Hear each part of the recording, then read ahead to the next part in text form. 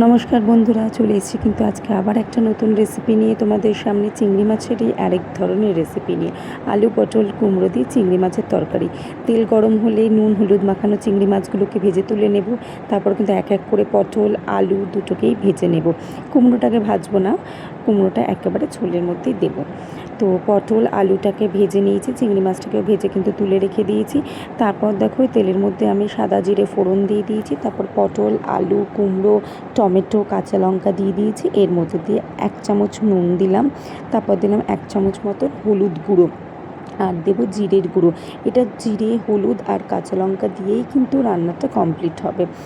আর এখানে জিরের গুঁড়োও দেখো আমি 1 চামচ দিয়ে দিয়েছি। আর লঙ্কার গুঁড়োর মধ্যে কিন্তু আমি এভারেস্টের কাশ্মীরি লঙ্কার গুঁড়োটা ইউজ করেছি, যেটাতে কিন্তু ঝাল না, কালারের জন্য আমি দিয়েছি।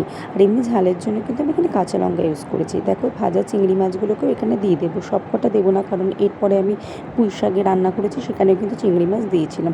এইবার কিন্তু এই সব কিছুকে মশলার সাথে ভালো করে কিন্তু আমি কষিয়ে নেব। যত কষাবে তত ভালো। কষানো কমপ্লিট হয়ে গেলে কিন্তু আমি এখানে জল দিয়ে দেবো, দিয়ে একটু ফুটতে দেবো।